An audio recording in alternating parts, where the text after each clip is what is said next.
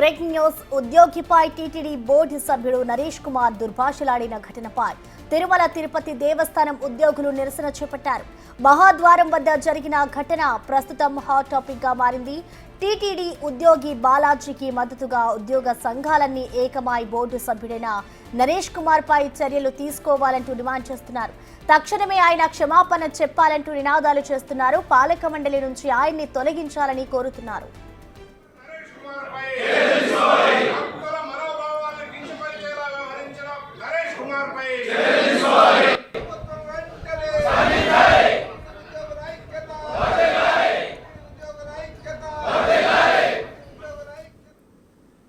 దీనిపై పూర్తి డీటెయిల్స్ ని మా ప్రతినిధి దామోదర్ లైవ్ ద్వారా అందిస్తారు. Damodar, over to you.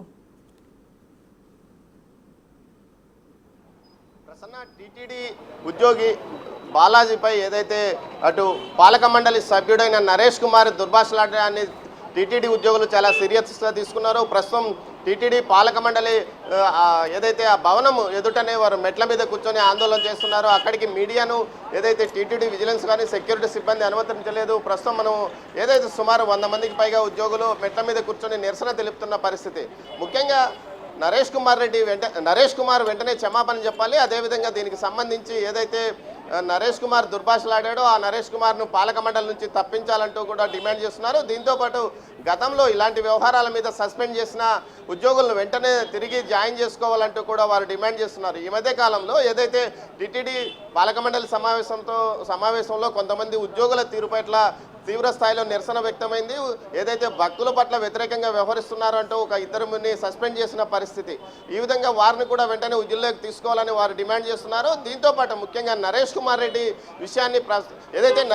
విషయాన్ని ప్రముఖంగా ప్రస్తావిస్తున్నారు. ముఖ్యంగా నరేష్ కుమార్ చేసిన వ్యవహారము అటు టీటీడీ ఉద్యోగుల్లో మనోస్థైర్యాన్ని దెబ్బతీసే విధంగా ఉంది.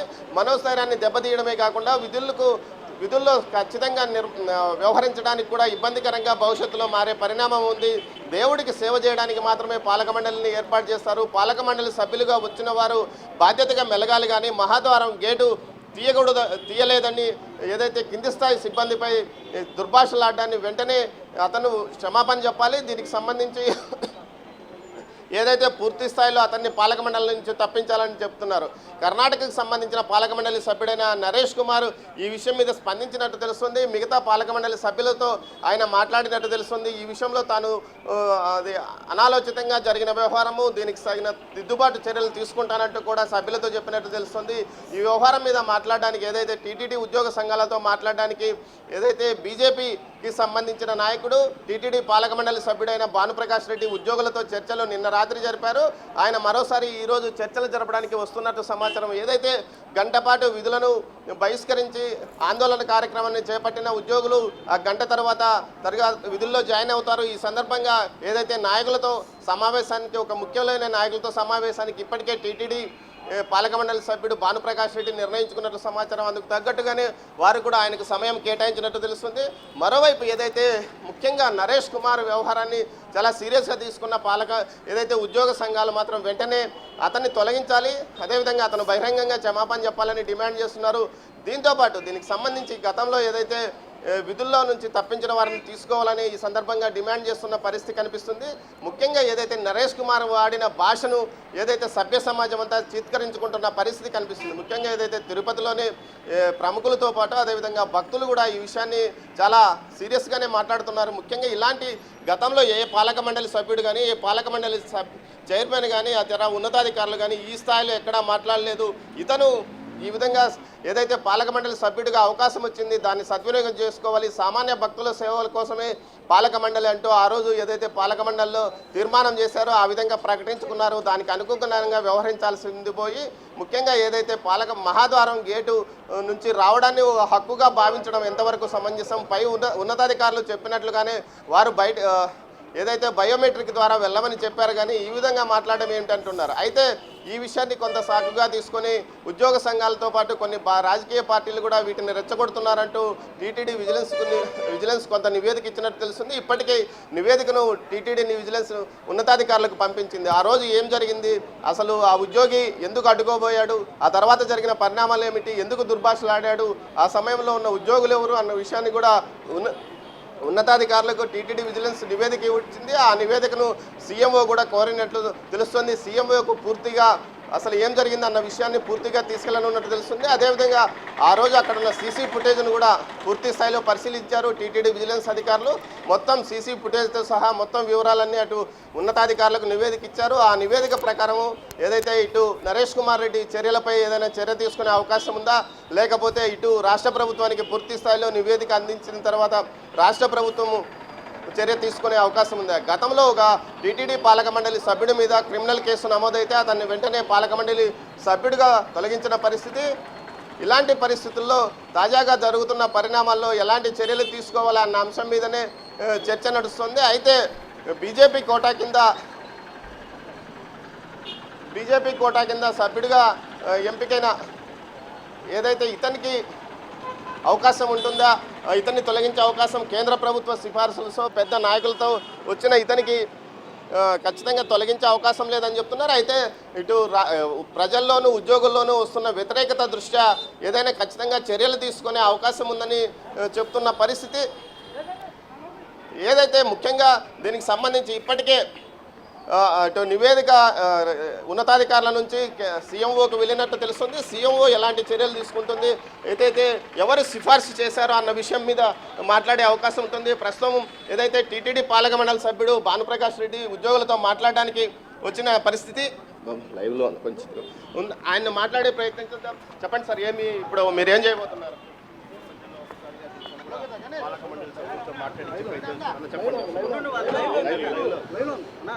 మొన్న జరిగినటువంటి సంఘటన చాలా దురదృష్టకర సంఘటన.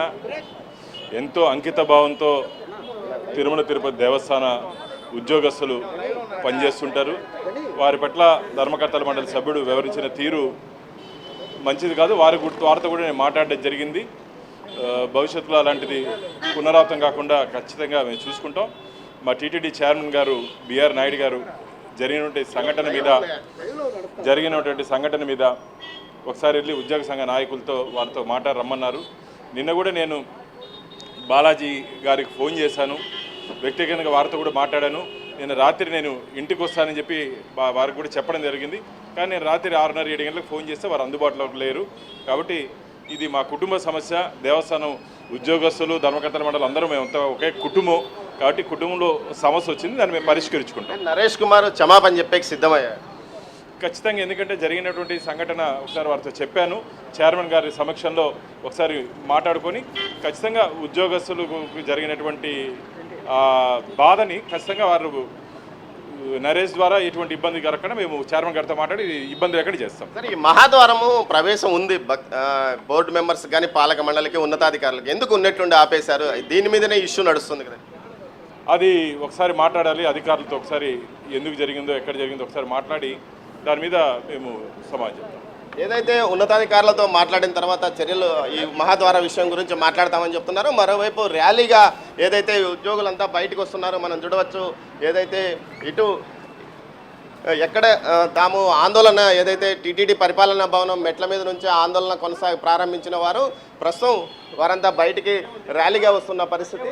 మరోవైపు బీజేపీ ఏదైతే పాలక మండలి సభ్యుడైన టీటీడీ పాలక మండలి సభ్యుడైన భానుప్రకాష్ రెడ్డి చెప్తున్న దాని ప్రకారము నేను ఇటు ఉద్యోగులతో మాట్లాడాను, అదేవిధంగా ఉద్యోగ సంఘాల నాయకులతోనూ మాట్లాడాను, వీరితో పాటు నరేష్ కుమార్తో మాట్లాడాను. నరేష్ కుమార్ రెడ్డితో ఖచ్చితంగా ఉద్యోగులకు క్షమాపణలు చెప్పిస్తానని చెప్తున్నాడు. ముఖ్యంగా ఈ ఘటనకు సంబంధించి భవిష్యత్తులో ఇలాంటి పరిణామాలు జరగకుండా చర్యలు తీసుకుంటాము. దీంతోపాటు ముఖ్యంగా ఇది మా కుటుంబ సమస్య లాంటి దాన్ని మేమే పరిష్కరించుకుంటాము. అటు ఉద్యోగులు పాలక మండలి సభ్యులు వీరంతా కలిసి ఒక కుటుంబంలాగా టీటీడీ వ్యవహరిస్తుంది. అందులో భాగంగా తామంతా కలిసి ముందుకు వెళ్తామని కూడా చెప్తున్నారు. అదే సమయంలో ఏదైతే ఈ విధంగా నరేష్ కుమార్ మాత్రం ఈ విధంగా చేయడం క్షమించరాని విషయము. దీనికి సంబంధించి అతన్ని క్షమాపణలు బహిరంగంగానే చెప్పిస్తాము ఉద్యోగ సంఘాలతో. అదేవిధంగా ఎవరైతే బాలాజీ ఉన్నాడో అతనితో కూడా మాట్లాడామో, అతనితో వ్యక్తిగతంగా మాట్లాడతాం. భవిష్యత్తులో ఇలాంటివి జరగకుండా చర్యలు తీసుకోవడానికి అన్ని రకాల చర్యలు తీసుకుంటామని కూడా చెప్తున్నారు. మరోవైపు ఏదైతే ఉద్యోగ సంఘాల నాయకులు ఉన్నారో వారితో మాట్లాడుతున్నారు. మీరు ఎలాంటి డిమాండ్తో ముందుకు వెళ్తున్నారు? టీటీడీ ఉద్యోగుల ఐక్యత, టీటీడీ ఉద్యోగుల ఐక్యత, టీటీడీ ఉద్యోగుల ఐక్యత. అయితే టీటీడీ ఉద్యోగులు ర్యాలీగా బయటకు వచ్చారు, వారితో మాట్లాడే ప్రయత్నం చేద్దాం. చెప్పండి, ఎలాంటి డిమాండ్తో మీరు మా ఎంప్లాయీస్ని చులకనగా మాట్లాడిన ఈ బోర్డు మెంబర్ని వెంటనే తొలగించాలని రాష్ట్ర ప్రభుత్వాన్ని కోరుకుంటున్నాం మేము. ఎందుకంటే మా గౌరవం ఇస్తేనే మేము వాళ్ళని బాగా చూసుకోగలుగుతాము. మా సమస్యల్ని వెంటనే పరిష్కరించాలని కోరుకుంటున్నాం. ఏదైతే ఉద్యోగ సంఘాలంతా చెప్పండి అమ్మా, ఎలాంటి డిమాండ్? సార్, ఓం నమో వెంకటేశాయ. ఈరోజు ఉద్యోగస్తుల మీద జరుగుతున్న ఈ అమాశాన్ని కట్టడి చేయడానికి ఉద్యోగస్తుల యూనియన్లందరూ ఏకమయ్యి పోరాడుతున్నాము. ఇది పోరాటం కాదు, మా విలువలతో మేము పోరాడుతున్నాము. మాకు విలువలు ఇవ్వాలనేసి మేము మేనేజ్మెంట్ని కోరుతున్నాము. ధన్యవాదాలు. అంటే ఇప్పుడు బహిరంగంగా క్షమాపణ చెప్తే ఒప్పుకుంటారా, లేకపోతే అతని విధుల నుంచి తొలగించాలండి? టీటీడీ బోర్డు మెంబర్ నరేష్ గారు బహిరంగంగా ఉద్యోగస్తులకి అలాగే భక్తులకు క్షమాపణలు చెప్తూ ఆయన్ని బోర్డు మెంబర్ నుంచి తొలగించాలని ఉద్యోగస్తుల తరఫున విజ్ఞప్తి చేస్తున్నాం. ఏదైతే బోర్డు మెంబర్గా అతన్ని తొలగించాలి, అదేవిధంగా టీటీడీ ఉద్యోగుల ఐక్యత వర్ధిల్లాలంటూ నినాదాలు చేస్తున్న పరిస్థితి. మరోవైపు మీరు చెప్పండి, ఈ సంఘటన ఎలా మీరు అనుకుంటున్నారు? నరేష్ కుమార్ని ఏం చేయాలంటే? మా ఉద్యోగస్తుల కోరిక మేరకు రెండు కోరికలు. ఒకటి, నరేష్ గారిని బోర్డు మెంబర్ నుండి తొలగించాలి. బాలాజీ గారికి సస్పెండ్, బాలాజీ గారికి క్షమాపణ చెప్పాలా. మా ఉద్యోగులు ఎంత శ్రమన్నా చేస్తామే కానీ మా ఎంప్లాయీస్ జోలికి వస్తే మాత్రం మేమందరం ఒకటవుతాము. తప్పకుండా మాకు బాలాజీ గారికి అతను సారీ చెప్పి, అది మీడియాలో బయటపడింది కాబట్టి సరిపోయినాయి. ఇట్లా బయటపడినవి చాలా ఉన్నాయి టీటీడీలో. కాబట్టి ఇది బయటపడిన దానివల్ల మా దాకా వచ్చాయి. కాబట్టి మేము టీటీడీ ఎంప్లాయీస్, మా ఎంప్లాయీకి ఒక్కరికి కూడా ఒక ఇబ్బంది కలిగితే మేమందరం ఏకమయ్యి ఒక్కటవుతామని ఇది ఒక నిదర్శనగా మేము తెలియజేస్తున్నాం. మీరు చెప్పండి అమ్మా, ఈ డిమాండ్తో మీరు ఉద్యమం కొనసాగిస్తారా? క్షమాపణ చెప్పేంత దాకా ఖచ్చితంగా నిరసన వ్యక్తం చేస్తాము. టీటీడీ ఉద్యోగస్తుల మనోభావాలు దెబ్బతింటున్నాయి కనుక టీటీడీ బోర్డు మెంబర్ కానీ ప్రభుత్వం వెంటనే స్పందించి తన నిధుల నుంచి తొలగించాలి. అలాగే టీటీడీ వాళ్ళ మెంబర్స్కి, అలాగే మా ఉద్యోగస్తులందరికీ, మహిళా ఉద్యోగస్తుల ప్రతి ఒక్క ఉద్యోగి దాదాపు కొన్ని లక్షల మందికి భక్తులకి సేవలు అందించినటువంటి కలియుగ వెంకటేశ్వర స్వామి విధుల్లో టెంపుల్లో ఒక బోర్డు మెంబర్ నరేష్ గారు ఒక చిన్న ఉద్యోగిని బూతులు మాట్లాడటము, నా కొడకాన్ని మాట్లాడటం అనేది చాలా బాధాకర విషయం. అలాంటి నరేష్ గారిని ఖచ్చితంగా విధుల నుంచి తొలగించాలి, బోర్డు మెంబర్ని తొలగించాలి. అలాగే క్షమాపణ కూడా చెప్పాలని కోరుకుంటూ మా టీటీడీ పద్మావతి మహిళా అసోసియేషన్ నుంచి కోరుకుంటున్నాం. గతంలో ఎప్పుడైనా ఇలాంటివి జరిగాయా?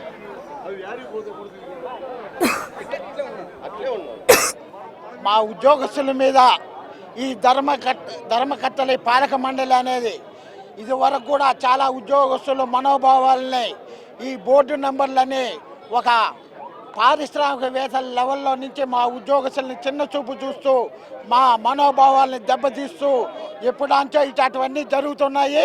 ఇట్లాంటివన్నీ జరగకుండా ఉండేదానికి మా ఉద్యోగ సంఘాలన్నీ కూడా ఐకమత్యంతో ఇవన్నీ కూడా మేము నిలబడతాము.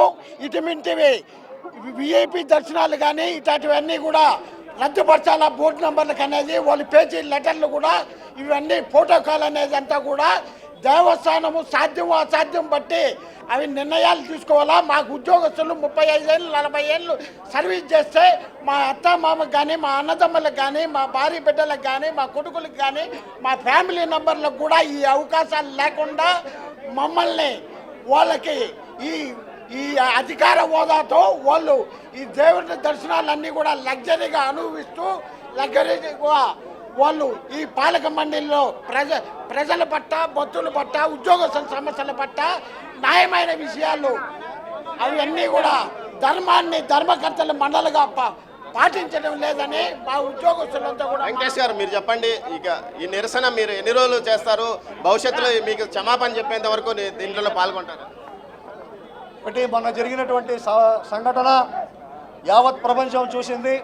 సభ్య సమాజం తలదించుకునేలా ఎవరైతే భక్తులకి సేవ చేయాలో ఆ బాధ్యతలు నరేష్ కుమార్ గారికి ఉన్నాయి. ఆయన బాధ్యతారహితంగా వ్యవహరించడమే కాకుండా థర్డ్ క్లాస్ నా కొడకల్లారని చెప్పని మాట్లాడడం ఇదంతా యావత్ ప్రపంచం చూసింది. ఇప్పటి వరకు ఆయన స్పందించి అసలు నేను చేసింది పొరపాటు అని చెప్పి ఆయన క్షమాపణ ఆయన చెప్పుంటే అసలు ఈ సమస్య వచ్చుండేది కాదు. లేదు, ప్రభుత్వం కానీ చైర్మన్ కానీ జోక్యం చేసుకొని ఈ సమస్యను వెంటనే పరిష్కారం చేయాలి. ఇటువంటి సంఘటనలు గత 2-3 నెలల్లో అనేకం జరిగాయి. వీటన్నిటిపైన మీరు చర్యలు తీసుకుంటే సరే, లేకపోతే దశల వారీగా మా కార్యక్రమం ఆందోళన కార్యక్రమం కొనసాగుతుంది. మీరు చెప్పండి, గతంలో కూడా ఇలాంటి పరిణామాలు చోటు చేసుకున్నాయి, తాజాగా కొత్తగా ఇప్పుడేనా? గతంలో కూడా ఈ పరిణామం చోటు చేసిన 2010 సంవత్సరము 2014 సంవత్సరంలో ఇలాంటి పరిస్థితులు ఎదుర్కొన్నాము. మేము ఇలాంటి విషయాలని మేము తీవ్రంగా ఖండించి పెద్ద ఎత్తున ఉధృతం చేశాము. గతంలో 2014 సంవత్సరంలో 4 రోజులు మేము ఉద్యమం చేపట్టాము. ఆ ఉద్యమంలో దాదాపు 36 మంది ఉద్యోగులు సస్పెండ్ అయిన వాళ్ళని ఎంజీ గోపాల్ గారు ఈఓగా ఉన్నప్పుడు చైర్మన్ గారు దిగొచ్చి మా యొక్క నుండి న్యాయమైన కోరికలను పరిష్కరించారు. అదే పందాలో మేము నిన్నటి నుంచి మేము నిరసన తెలియజేస్తుంటే ఇంతవరకు పాలక మండలి కానీ ఈఓ కానీ గవర్నమెంట్ నుంచి ఏమి స్పందన రాలేదు. స్పందించేంత వరకు మా యొక్క పోరాటాన్ని మేము కొనసాగిస్తామని మీకు తెలియజేస్తున్నాం.